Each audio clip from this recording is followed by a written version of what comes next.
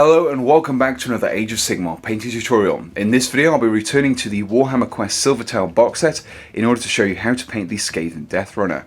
And as always I'll be using the Citadel range of paints to do so. So here we have the Skaven Death Runner that I'll be painting as part of this tutorial, and as you can see it's already attached to the base and been primed using the Army Painter's Uniform Grey Spray Primer. And the reason I've gone for this is because I do like grey as a primer, especially for miniatures which have quite a lot of light colours, such as this miniature with all the skin tone. Now the first step in painting this miniature is to cover all of the skin areas, first of all, with Bugmans Glow. You should have no problem applying the Bugmans Glow over the grey primer if you follow the same steps as I have, but I've mixed in just a small amount of water in with the Bugmans Glow, and just makes covering over these areas much easier. With the Bugmans Glow applied, the next step is to apply a glaze over all of the skin areas, excluding the very tip of the tail here, and first we'll be using Cadian Fleshtone mixed with Lahmian Medium. For this step you'll want to mix a roughly 1:1 quantity of Cadian Fleshtone and Lahmian Medium, and as you can see as I apply it over the Bugmans Glow, it's lightening up but it's still keeping quite a nice soft transition between the darker colour and the lighter colours.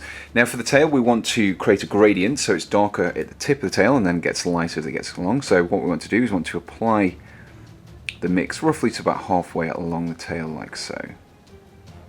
So once you've applied the Cadian Fleshtone and Lahmian Medium glaze across the entirety of the skin areas, the next step is to just use this same mixture and just really bring out some of the definitions. So for example, across the chest here we'll just be picking out the raised sections and then just along the ribs as well. We don't want it to pool into all of the recesses this time, we just want to pick out the raised sections and leaving, especially on the tail, leaving the darker mix visible in the recesses.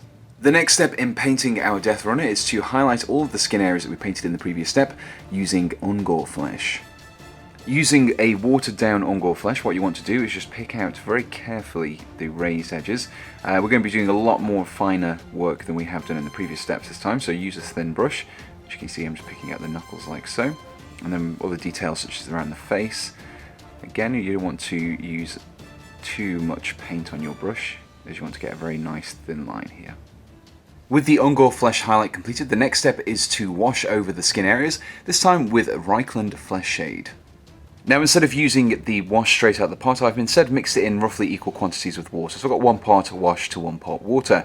Now this wash will have the dual effect of not only providing better definition in the recesses, but it also helps to blend in the layers that we applied in the previous steps. Continuing with the skin, we'll now be picking out some of the boils and pustules that are scattered across the miniature, as well as bringing out some of the definition in these markings in the leg and also the shoulder as well. And first we'll be using a wash of Druchii Violet. So again, I've mixed in some water in with the wash just to thin it out slightly, so I only want to get a very small amount here. And then when I come to paint the markings again, it's just a case of being very careful to target the wash inside the recesses, which you can see I'm doing here. In this step we'll be continuing painting the skin. This time we're going to be focusing on the tip of the tail, and as I've mentioned we want to have a slightly different tone at the top here, so we're going to be washing over it using Carroburg Crimson. Again, we don't want to be applying this wash straight out of the pot, so I've heavily watered it down. This time it's 2 parts water to 1 part Carroburg Crimson, and as you can see when I apply it over the top, it's very thin but it's still giving a nice red hue to the tail. Now I want to focus this just on the top section, and as we get down to the middle I'm just going to be feathering it out, so it's being applied not quite as strongly. With the skin completed, we can now move on to painting some of the fur on the miniature. So this is around the legs there and also around the neck, and we'll be painting these areas with a base coat of Dryad Bark. If you watch a lot of my tutorials, you probably already know what I'm going to be saying here, but I'll say it anyway. Make sure that you thin out your base paint. You don't want to be applying it straight out of the pot because it won't apply as nice a smooth coverage as possibly can. So mix in just a small amount of water, or if you're using a wet palette you shouldn't need to, as that will be thinning it out for you. So I'm just being very careful here to apply the Dryad Bark onto the fur and not overspill onto the skin that we've painted previously. With the base coat for the fur completed, the next step is to highlight it using Gorthor Brown. So using a thin brush I'm just going to be very carefully picking out these individual strands of fur that are just protruding from the leg here. And I'll be doing this across the entirety of the miniature wherever we painted fur in the last step. Once you've completed the first highlight on the fur, the next step is an optional one, and if you wish to, you can actually perform a second highlight, this time using Baneblade Brown.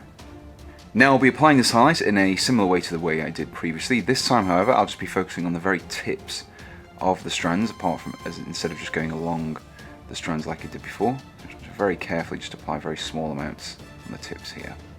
With the fur completed, the next step is to paint the tabard that is going across the chest and also the loincloth, and as well the actual claws on the end of the feet as well. Painting all of these areas, first of all, with Rhinox Hide. So once again, this is the base paint, so I will be applying it with a small amount of water mixed in. I've just got it on my wet palette here, so I don't need to actually add any additional water. And I'm just being very careful to paint the tabard, but not to overspill onto the skin areas, as you can see here. With the Rhinox Hide base paint applied, the next step is to start highlighting it, and this time we'll be using Doombull Brown. So using a thin detail brush, what you want to do is pick out all of these creases in the material. You can just about see them across the chest there, and then also along the edge of the tabard as well. The same goes for the loincloth at the bottom here. So it's going to be picking out the raised sections like so, and dragging the brush perpendicular along the edges to create this nice thin line highlight. We'll now be applying a second highlight to the brown areas on the tabard, and for this we'll be using Squig Orange. This time the highlight will be very targeted. We're just focusing on some of the very upper raised edges and things like corners and where you can see the shredded material there. So if I just bring it down to the tabard, we're going to be applying it towards the end of the tabard here, just where it starts to flail out. So now that we've painted the brown leather areas, the next step is to paint the black leather areas. There's quite a few of them, so we've got some on the wrists here, there's some around the belt, there's various straps across the miniature, including this section on the tail as well. We're painting all of these areas, first of all, with Abaddon Black. Now I've mixed in just a small amount of water into my Abaddon Black, and if you're using a wet palette you won't need to do this yourself because the wet palette will do it for you. So as you can see here, I'm just making sure that I'm applying it across all of these black leather areas, being very careful not to overspill onto the areas we've already painted, as black can be quite difficult to paint over. So now that we have a nice and even black surface in which to work from, we can start highlighting. And first of all, we'll be highlighting with Eshin Gray. So the reason I've chosen Eshin Gray for this highlight is because not only is it fitting, considering it's referring to Skaven, it's also quite a dark grey as well. So it's not going to contrast too strongly against the black. It's going to look more like less shiny, more of a matte colour to it. With the Eshin Gray highlight completed, the next step is to perform a second highlight over the black areas, this time using Dawnstone. As with the previous secondary highlights, we just want to focus on very much the more raised areas. So for example, we've got this knot here just on the fabric and then just on the corner there. Just picking out very slight areas. We don't want to entirely highlight them, just a very small amount just to enhance the detail that's already there. With the black areas of the miniature completed, the next step is to paint the teeth and also the bony spikes that are protruding from the tail as well. I'm painting all of these areas with Rakarth Flesh.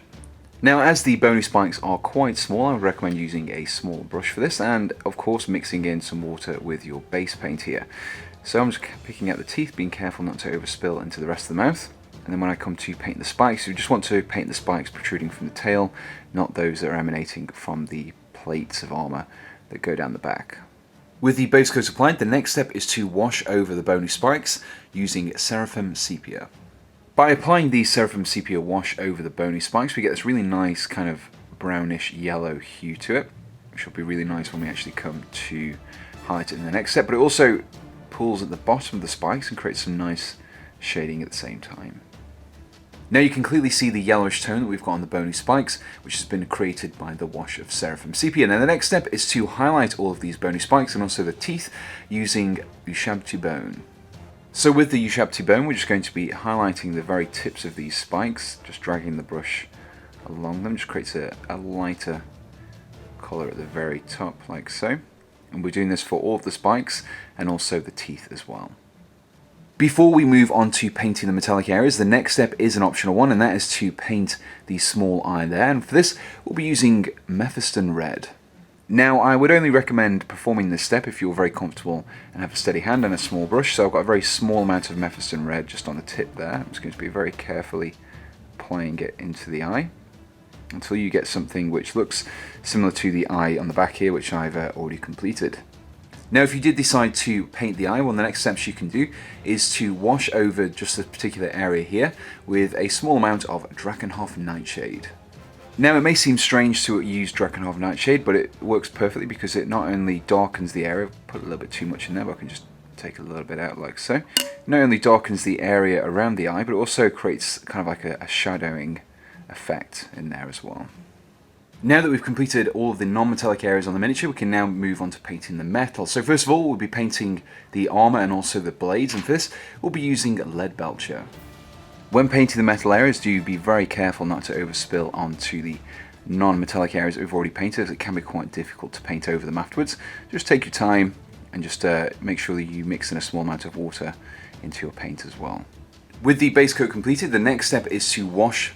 With the base coat completed, the metal is looking a little bit too bright from what we want it to do, so I'm going to be applying a wash of Nuln Oil across all of the metal areas.